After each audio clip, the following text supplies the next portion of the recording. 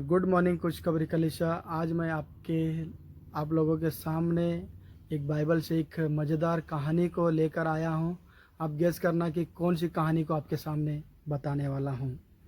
आप लोगों को मैं हिंट दूंगा, आप बताना उन लोगों के नाम। तो जुड़वा बच्चे, बताना कौन दो लोगों के नाम। नहीं पता? दूसरा हिंट दूंगा, छोटे ने बड़ा होने का अधिकार को छीन लिया। नहीं पता? तीसरा हिंट दूंगा, छोटे भाई ने आशीष को चुरा लिया। क्या बोले? याकूब। सही पकड़े आपने। याकूब और ईसाऊ की कहानी आप लोगों के सामने लेकर आया हूँ। ये कहानी बहुत ही रोमांचक कहानी। आप इस कहानी को बैठकर सुनेंगे तो आपको लगेगा कि आप बैठकर कुछ पिक्चर देख रहे हैं। बहुत ही मज़ेदार कहानी है।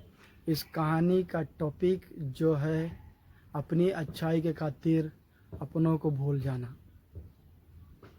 फिर से बताऊंगा इस टॉपिक का नाम, अपनी अच्छाई के खातिर अपनों को भूल जाना।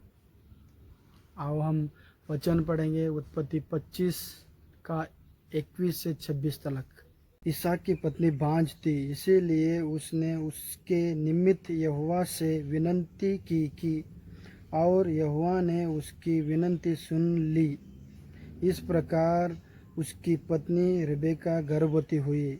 लड़के उसके गर्भ में आपस में लिपट के एक दूसरे को मारने लगे। तब उसने कहा, मेरी जो ऐसी ही दशा रहेगी तो मैं कैसे जीवित रहूँगी। और वह यहोवा की इच्छा पूछने को गई।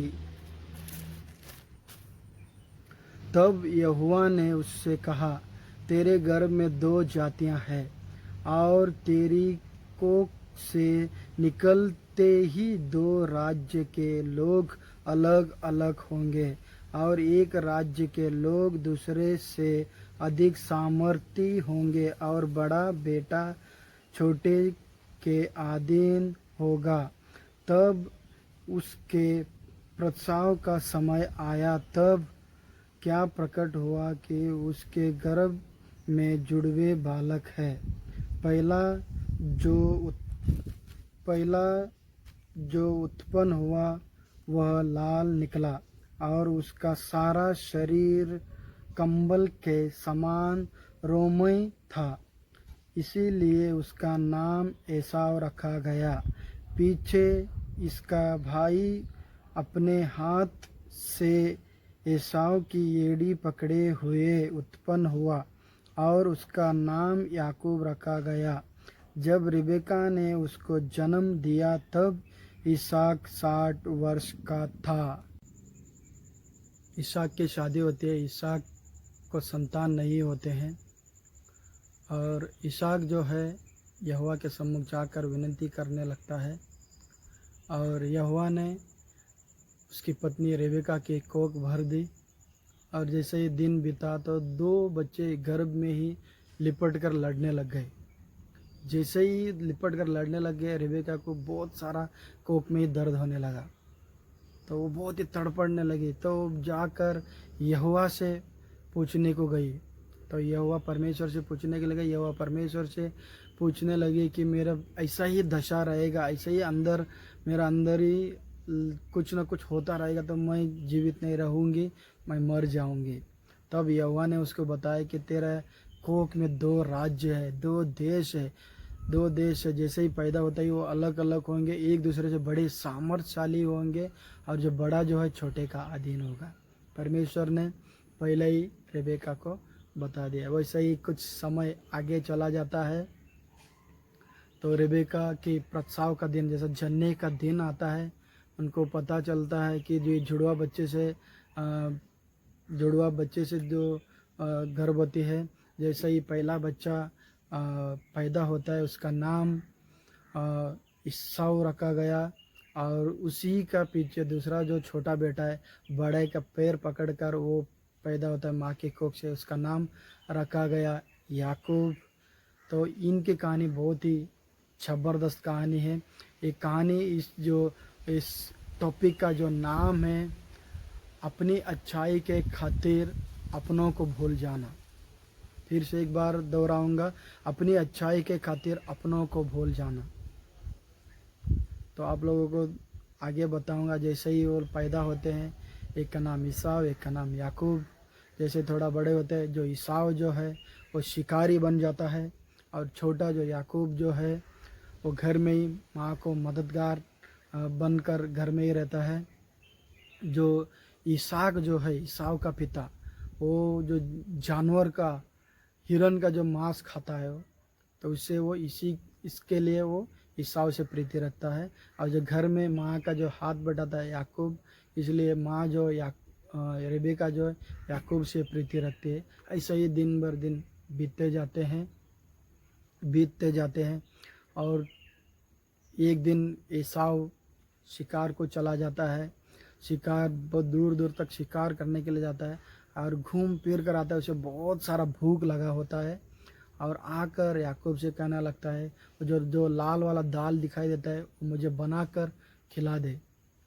तो याकूब ने उस समय कुछ ऐसा किया कि आज मौका है, मैं उसके हाथ से कुछ छीनूंगा।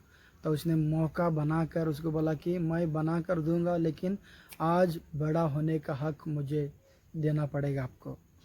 तो ईसाऊ ने सोचा कि बड़े होने का हक लेकर मैं क्या कर सकता हूँ, अब तो मुझे भूख लगी है, अब मेरी भूख मिटनी चाहिए। इतना ही सोचकर उसने क्या कर दिया, अपना बड़ा होने का हक जो है उसने छोड़ दिया, और याकूब ने जो है उसको वो दाल बनाकर उसको खिला दिया। तो कहानी आगे जाती है और थोड़ा सा, तो मैं इस कहानी के द्वारा मैं आप लोगों को बताना चाहता हूँ, उसने अपना बड़ा होने का हक जो है उसने तुच्छ जाना। तो हम ज़्यादातर हम मसीह होने के नाते हम भी देखते हैं, हमारी कलीसिया में हो और गैर कलीसिया में हो, हम देखते हैं कलीसिया के जो भी छोटे मोटे एक काम दिए जाते हैं, अधिकार दिया जाता है, और कुछ ऐसी स्थितियां देकर हम उस अधिकार को हम छोड़ देते हैं और तुच्छ जानने लगते हैं। और एक आप लोगों को बता दूं, जब हम बच्चों के हरकतों के खातिर हम माँ बाप होते हुए भी हम अपना बड़े होने का अधिकार को हम छोड़ देते हैं, तुझ जानने लगते हैं। जो कर रहा है वो करने दो, छोड़ दो, हम उनको छोड़ देते हैं।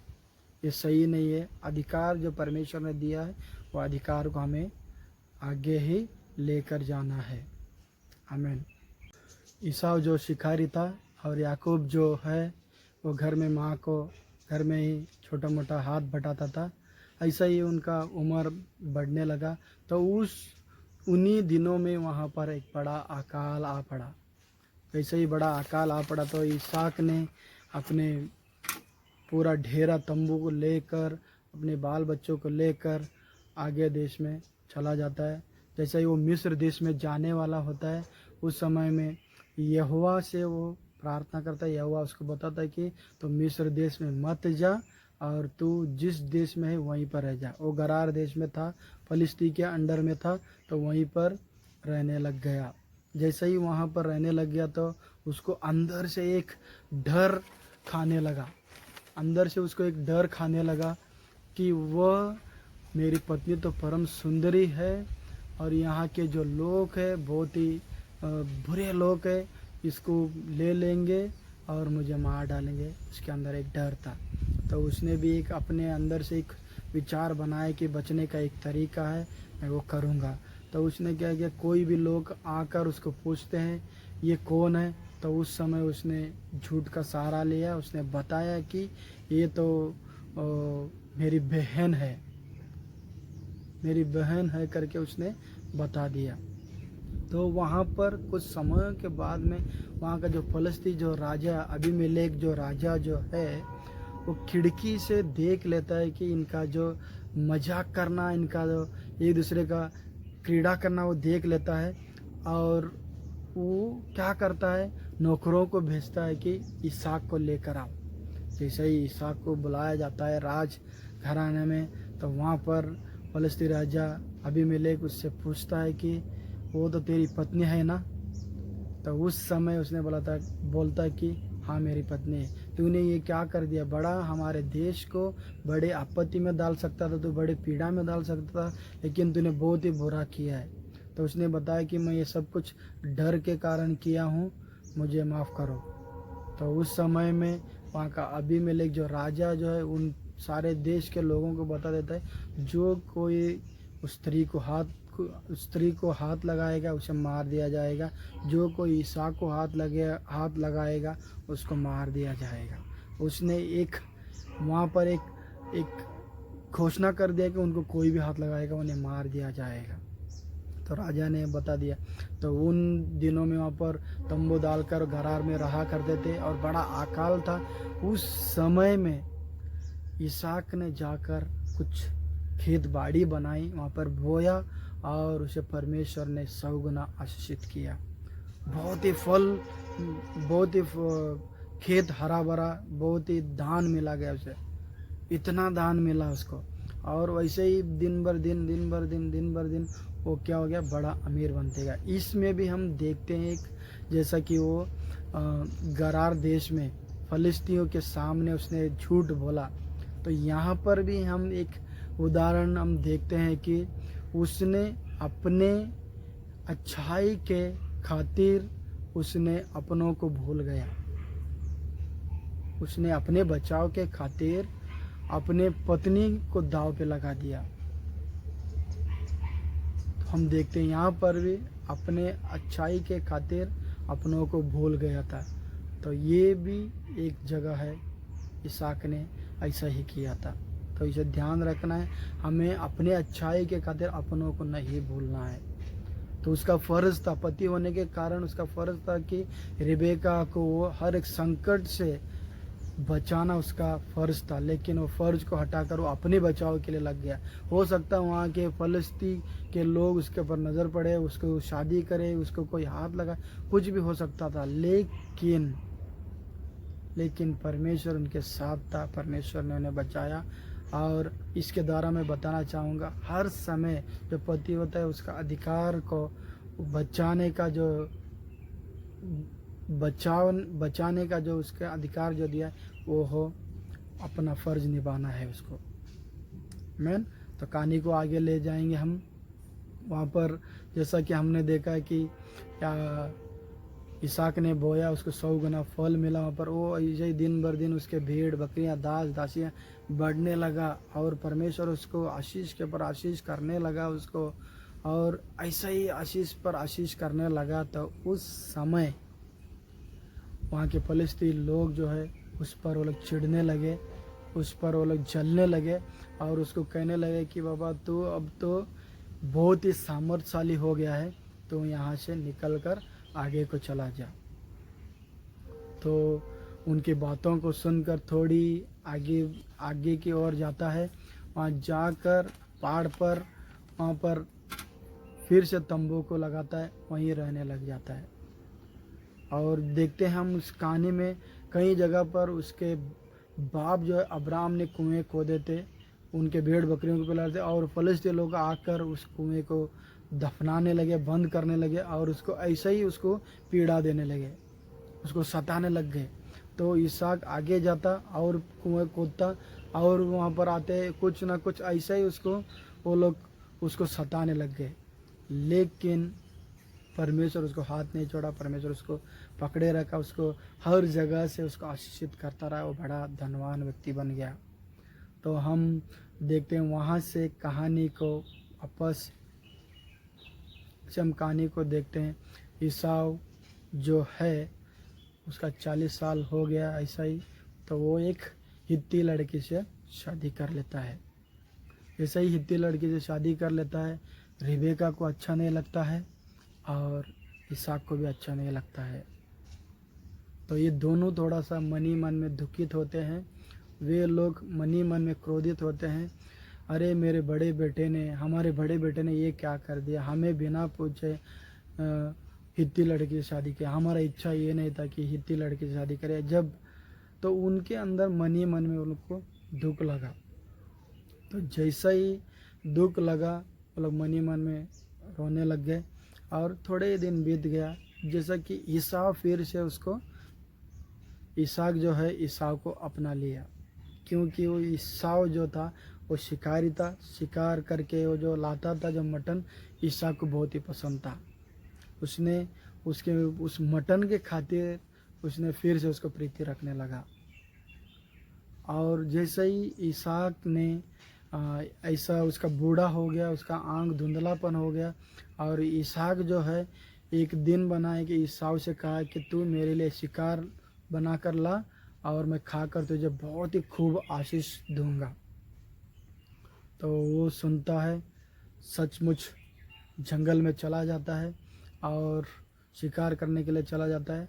और जब ये बातें कर रहा था ईसाव को आशीर्वाद के लिए, तब उसकी पत्नी रेबेका सुन लेती है और वो अपने मन में षड्यंत्र रचाती है। ये जो आशीर्वाद जो है बड़े होने का और जो तंबू का सरदार होने का जो जो आशीर्वाद इसहाक देगा वो याकूब को मिलना चाहिए। तो मन ही मन में वो षड्यंत्र रचाती है, याकूब को बुलाती है और याकूब से कहने लगती है कि बेटा तू यहाँ पर आ जा, मैं कुछ कहूँगी वो करना तुझे। तो उसके सामने बताते कि तेरा पिता इसहाक जो है आशीर्वाद देने वाला है इसहाक को, वो आशीर्वाद तुझे मिलना चाहिए। तू जा और 2 बकरियां लेकर आ। हम देखते हैं कि जब गरार में जब था तो परमेश्वर ने उसको बहुत सारे धन दौलत दिया था उसको। तो वो जाता है, भेड़ बकरियां भी उसको दिया था, उसमें से 2 कौले वाले 2 बकरियां लेकर आता है। और रेबेका ने बताया जैसे ही लाकर उसको याकूब देता है, उसको अच्छा मटन बनाते हैं और याकूब को कहते हैं कि तू जा और तुझे आशीष मिले। जैसे ही उसको रेबेका बताती है तब याकूब कहता कि माँ पिता मेरे आवाज़ को पहचानेगा और मेरे हाथ पर तो बाल नहीं है, मेरा चेहरे पर तो बाल नहीं है, मुझे पहचान लेगा और आशीर्वाद के बदले में मुझे वो श्राप देगा, वो मुझे श्राप लगेगा, मैं नहीं जाऊंगा माँ। जैसे ही वो बताता है तो उसकी माँ उसको कहती है कि जो भी इसहाक जो श्राप लगेगा वो मुझे लगेगा बेटा, मुझे लगने दे बेटा, लेकिन तू जा और उसको अपना जो बकरी का जो मांस जो है उसको खिलाने के लिए लेके जा। जैसा ही बताती है, जैसा उसने जो जो 2 बछड़ों को जो मारा था, वो बछड़ों का जो चमड़ियाँ जो थी उनके हाथ पर लगाया, उनके गले पर लगाया और उसको ट्रेंड करके भेज दिया। जैसा ही इसहाक के सामने याकूब जाता है, इसहाक तो थोड़ा सा धुंधला उसका आंख दिख रहा था, और जो उसके पास और जो ईसाव जो पहनता था वस्त्र, वो वस्त्र भी था उनके घर पे, और वो वस्त्र पहना कर उसको भेज दी थी। लेकिन उसका वो इसहाक जो है उसको हाथ पकड़ता है, जैसा कि पिताजी मैंने तेरे सामने ये हिरन का मांस लाया हूँ। कैसा ही बोलता है तो उसने बोला कि इतना जल्दी कैसा मार लिया तूने। उसने बोला कि तेरा परमेश्वर ने मुझे दे दिया है। जैसे ही मैं गया जंगल में मेरे सामने ही आ गया, मैंने मार कर लाया हूँ पिताजी। तो उससे अच्छा आवाज़ तो याकूब की तरह लगता है, थोड़ा आगे आ जा। जैसा ही उसको आगे बुलाता है उसको हाथ लगा कर देखता है, टटोल कर देखता है कि उसके हाथ बाल बाल से है। उसके चेहरे पर हाथ लगाता है, वहाँ पर भी बाल बाल से। कहता है कि आवाज़ तो याकूब की तरह लगता है, लेकिन तेरे चेहरे पर तेरे हाथों पर तो रूह बाल है, ईसाव की तरह लगता है। तो तब फिर से आगे बुलाता है, उसके अंग वस्त्र को छूता है और उसका स्मेल देखता है कि हाँ सही ये मेरा ईसावी पुत्र है करके वो सब लाए हुए खान के वस्तुओं में से थोड़ा थोड़ा खा लेता है। खाकर उसको जी भर के उसको आशीष देता है। उसको इतना आशीष देता है कि तू इस तंबू का सरदार होगा और सारे जितने भी लोग हो तेरे अधीन रहेंगे, और परमेश्वर तुझे अन्न जल पर, खेत बाड़ी पर, हर एक क्षेत्र पर तुझे आशीषित करेगा। तो उसको खूब उसको आशीषित देता है। जैसा ही आशीषित दिया और उसको आशीषित देता है, और उसके बाद में जैसा ही याकूब चला जाता है और उसके बाद में वापस एंट्री होती है ईसाव की। इसहाक के सामने ईसाव जो शिकारी करके हिरन का मांस लेकर स्वादिष्ट भोजन बनाकर लेकर आता है, पिताजी ये खाओ और मुझे आशीर्वाद दे दो। जैसा ही वो एंट्री करता है तो वो पिताजी कहने लगता है, इसहाक कहने लगता है, अरे तेरे से इससे पहला जो आया था वो कौन था? तब ईसाव को पता चलता है कि जो याकूब था, याकूब ने आशीर्वाद को, आशीष को चुरा कर ले चला गया है। तो वैसा ही वो फूट फूट कर रोने लगा और पिताजी से कहने लगा कि इससे पहले भी उसने मेरा बड़ा होने का हक को छीन लिया, चुरा लिया, और आज भी मेरा आशीर्वाद को भी चुरा लिया। पिताजी और दूसरा कुछ आशीर्वाद है तो मुझे दे दे। जो पिता इसहाक ने कहा, बेटा अब तक तो उसको आशीष लग गया भी होगा और मेरे पास आशीष नहीं। और रोने लगा, पिताजी क्या तेरे पास एक ही आशीष था, वगैरह वगैरह करके रोने लगा। और पिता ने अंत में उसको कहा कि बेटा तू जीवित रहेगा अपने तलवार के बलबूते पर, तेरे खेत के ऊपर भी ओस नहीं गिरेगा, कुछ नहीं, लेकिन तू जीवित रहेगा, तेरे ताकत तेरे तलवार के बलबूते पर तू जीवित रहेगा। तो जैसा ही उसको बताता है, उस समय में वहाँ पर वो एक षड्यंत्र रचाता है कि पिता तो अभी बूढ़ा हो गया है, उसका आंख भी धुंधले हो गया है, अभी गुजरने का समय निकट है, अब एक काम करता हूँ, याकूब को ख़त्म कर देता हूँ। जैसा ही वो षड्यंत्र सोचता है, रेबेका को पता चलता है। रेबेका ने सोचा कि अब क्या करें, छोटे बेटे को बचाने के लिए क्या करें। रेबेका जाती है, अपने पति इसहाक से कहने लगती है कि मैंने एक कदम इसलिए बढ़ाया है कि ईसाव जो है हमारी इच्छा के बगैर, इच्छा के बाहर जाकर उसने हित्ती लड़की से शादी किया। मैं हित्ती लड़की से घृणा करती हूँ, और जो हित्ती लड़की से शादी करने के द्वारा हमारा जो पीढ़ी जो है वो राइट साइड से जाने के अलावा वो लेफ्ट में जा सकती है, इसलिए मैंने ये कदम बढ़ाया हूँ। समझो याकूब भी यहाँ पर होता, याकूब भी यही काम कर लेता, वो भी एक कहीं दूसरी लड़की से, इब्री छोड़कर दूसरी लड़की से शादी कर लेता, तो हमारा पीढ़ी आगे कैसे चल सकती है। इसलिए मैंने एक कदम बढ़ाया, ये जो बड़ा होने का जो अधिकार जो है, आशीर्वाद जो है वो याकूब को मिले, इसलिए मैंने कदम बढ़ाया। जैसा ही वो सुनते हैं, याकूब को बुलाता है इसहाक, उसको आशीर्वाद देता है, फिर से आशीर्वाद देता है और उसको कहता है कि तू यहाँ से हारान देश को चला जा, पद्दन राम जहाँ पर जो तेरा मामा लाबान रहता है वहाँ पर चला जा। जैसा ही वो पिता के पास जाता है और झुकता है, सुनता है, पिता ने कहा कि वहाँ पर जाके पद्दन राम में जाकर वहाँ पर कनानी लड़की से शादी ना करना, लेकिन जो तेरा मामा लाबान है उसकी बेटी में से एक बेटी को तो ब्याह लेना। तो उसको बताकर उसको भेज दिया कि इस ईसाव के डर से उसको छुपा कर भेज दिया। जैसा ही वो जा रहा है, हम देखते हैं कि यहाँ से बेरशेबा से लेकर उसको हारान तक जाना था, उसको हो सकता कहीं हज़ारों किलोमीटर दूर था, लेकिन उसको रास्ते पर जाने से हो सकता है आने वाले सामने डाकुओं से भी के डर हो सकता है, आगे जानवरों का डर हो सकता है। तो ये सब कुछ डर में भटकते, डर भर भटकते भटकते और जाता है, हारान पहुंच जाता है, और वहाँ पर उसका मामा मिलता है, और मामा जो लाबान जो है उसको गले लगाता है और उसे कहता है कि देख बेटा, तेरे को तो तू तो अपना है, लेकिन तुझे काम पर रखूँगा, लेकिन उसका तुझे मैं मोल भी दूँगा, बोल तुझे क्या चाहिए। तो वो जैसा ही याकूब जा रहा था तो उससे पहले ही रिबेका का उसका मुलाकात हो चुका था। जैसे हारान में पहुंचने से पहले ही रास्ते में ही उसका मुलाकात हुआ था, और वो उसको देखते देखते ही वो मनमोहित हो गया, मतलब उसको प्रेम कर बैठा। तो वो अपने मामा से मांगने लगा कि मुझे रिबेका दे दे, उसके बदले में मैं सेवा करूँगा आपका। तो लाबान ने बताया कि तुझे 7 साल सेवा करना पड़ेगा मेरा। तो याकूब ने बोला, अच्छा मामा, मैं करने के लिए रेडी हूँ। 7 साल जैसे ही काम किया, और याकूब ने कहा अपना मामा लाबान से, मेरा तो साल पूर्ण हुआ है, अब मेरा जो मन और मेरा प्रिय जो पत्नी है उसको मुझे दे दो। तो जैसा ही वो मांगता है तो लाबान षड्यंत्र रचाता है। लाबान ने षड्यंत्र रचा है कि अरे बड़ी लड़की तो थोड़ी आंख टेढ़ी है, उसको कौन शादी करने वाला, एक काम करे तो इसको चिपका देंगे।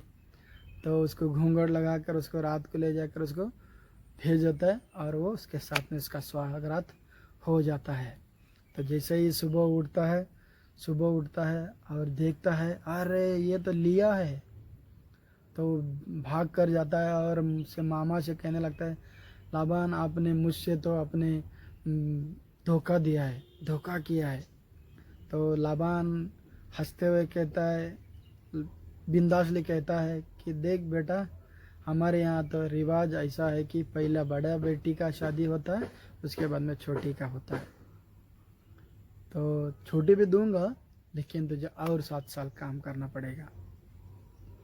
तो याकूब उसका जो प्रेमिका थी राहेल, उसके लिए फिर 7 साल काम करने लग जाता है।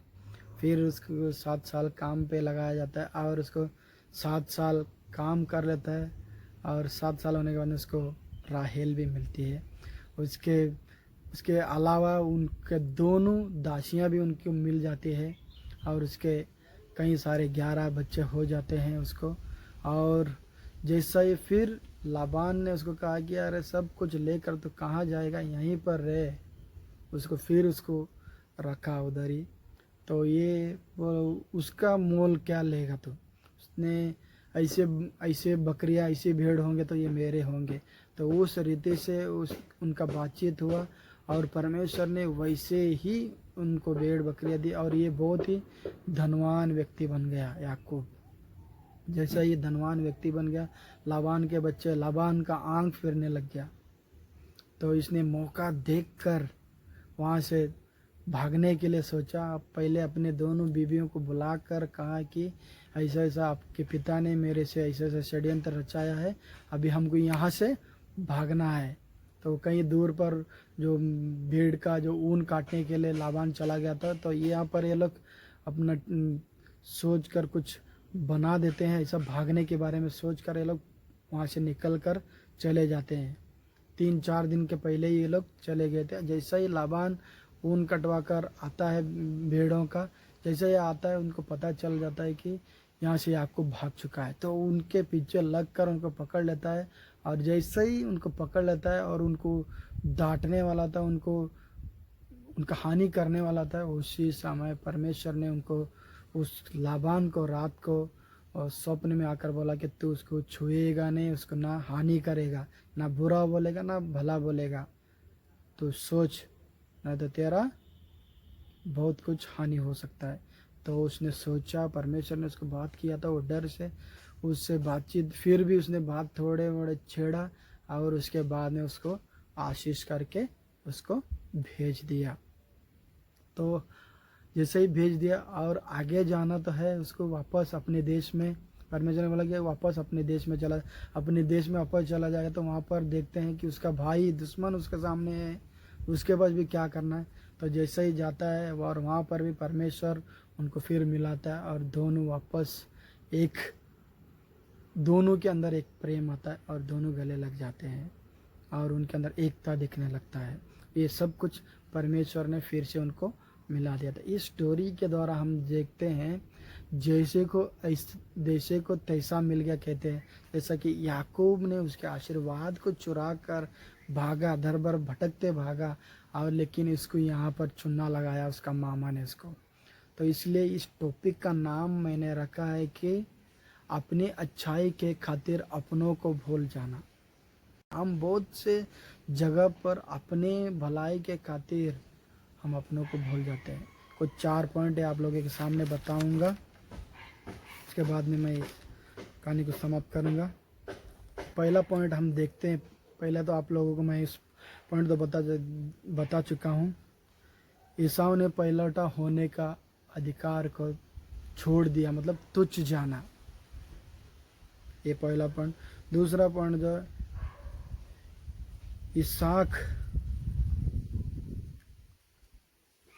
इसहाक जो है अकाल में बोया था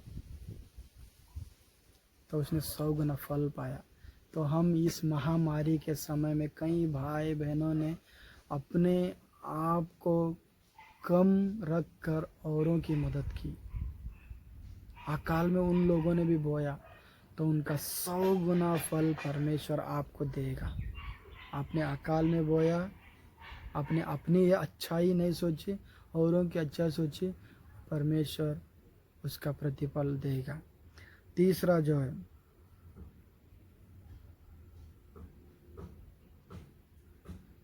ईसाव जो अपने अच्छाई के खातिर अपनों को भूल गया। मतलब उसने अपने माँ बाप से नहीं पूछा, अपने परमेश्वर से नहीं पूछा, उसने एक लड़की से विवाह कर लिया। तो उसका बहुत ही भुगताना भी करना पड़ा उसको। जो अपना इच्छा करेगा उसको भुगतान भी करना पड़ेगा। जैसा कि रिबेका ने उसके कारण ही उसको दूर कर दिया और याकूब के लिए आशीर्वाद के लिए सोचा। चौथा पॉइंट यह है कि याकूब ने अपनी माँ के साथ मिलकर षड्यंत्र रचाकर अपना बड़ा भाई ईसाव का आशीर्वाद को चुरा लिया। जब हम दूसरों के आशीर्वाद को चुरा लेते हैं उसका खामियाजा भुगतना पड़ता है। हम देखते हैं हमारे जीवन में कोई काम कर रहा है, उसके काम को गिरा कर हम काम करेंगे। बिजनेस के क्षेत्र में किसी को आशीष मिलना होता है, हम उसमें हाथ बटाते, उसके हमें खामियाजा भुगतना पड़ता है। हमें होशियार रहना है, हमें मिल बांट कर करना, हमें परमेश्वर पर भरोसा रखना है। जैसा कि ईसाव ने परमेश्वर पर भरोसा रखा और उस समय में अकाल के समय में बोया और उसको 100 गुना फल मिला। हमें औरों के आशीष को छीनना नहीं, औरों के आशीष को चुराना नहीं है। हमें परमेश्वर से मांगना है और परमेश्वर ही हमें आशीषवंत करने वाला परमेश्वर है। जैसा कि हम देखते हैं याकूब ने आशीर्वाद को चुराया और उसको डर के कारण डर भर भटकते हारान तलक जाना पड़ा। और जाने के बाद में भी वहाँ पर भी लाबान ने उसको चूना लगाया। लाबान ने कहा कि तुझे काम का मोल दूंगा, 7 साल काम करना। और 7 साल जब काम किया तो छोटी लड़की राहेल को दूंगा कहा था, लेकिन बड़ी लड़की को दे दिया, चिपका दिया। थोड़ा टेढ़ी आंख थी उसका। फिर से कहा कि तूने तो मेरे से धोखा किया है। याकूब ने कहा तो उस लाबान ने कहा कि फिर 7 साल काम कर, तुझे मुझे राहेल को दूंगा। तो फिर 7 साल काम करना पड़ा। 7 साल के बाद में फिर और 6 साल काम किया। उसे कहा कि तू 6 साल काम करेगा तो तुझे और भी मोल दूंगा उसका, ऐसे ऐसे कलर के भेड़ बकरियां हो तो वो तेरा होगा। उसे कहा। जैसे ही देने का समय आया लाबान फिर षड्यंत्र रचाने लगा और अपने कब्जे में उसे बांध कर रखा। उसे ना जाने देता है और ना उसे फ्रीडम से जीने देता है, वैसा बनाकर उसको दबा कर रख दिया। एक दिन मौका देकर भागने के लिए परमेश्वर ने उसके कब्जे से बाहर निकाला। तो ये चौथा पॉइंट है। हम देखते हैं हमारे जीवन में हमें औरों के आशीर्वाद को चुराना नहीं, औरों के आशीष को षड्यंत्र से हमें लेना नहीं, उसका खामियाजा हमें भुगतना पड़ेगा। ना बिजनेस में हो या काम के क्षेत्र में हो, कहीं पर भी हो। ये सबक हमें सीखना है और मैं आप लोगों को यही कहूँगा, हमें ये जो वचन है हमें वो ध्यान में रखना है। प्रभु यीशु कहते हैं जो कोई बचना चाहेगा उसे मार दिया जाएगा, जो कोई अपने आप को देना चाहेगा उसे बचाया जाएगा। जो कोई अपने आप को बचाना चाहेगा उसे मार दिया जाएगा, जो कोई अपने आप को देना चाहेगा उसे बचाया जाएगा। ये ध्यान रखना। इस समय में मैं आप लोगों के लिए प्रार्थना करूँगा। सब आंख बंद रहे। हाँ, सर्वशक्तिमान प्रभु यीशु, आपके सम्मुख आता हूँ, आपसे विनती करता हूँ, जो भी भाइयों ने अपने बड़े होने का अधिकार को तुच्छ जाना है, अपने अधिकार को फेंक दिया है, उन्हें तो ताकत दे, हिम्मत दे, शक्ति दे, ताकि वो अधिकार को फिर से अपना कर तेरे राज को बढ़ा सके। मैं प्रार्थना प्रभु यीशु के नाम में मांगता और प्रार्थना और मांगता परमेश्वर, जितने भी लोग बीमार है इस समय में, हर एक के जीवन में तंदुरुस्ती, स्वस्थता यीशु के नाम में मांगता हूँ। आमीन।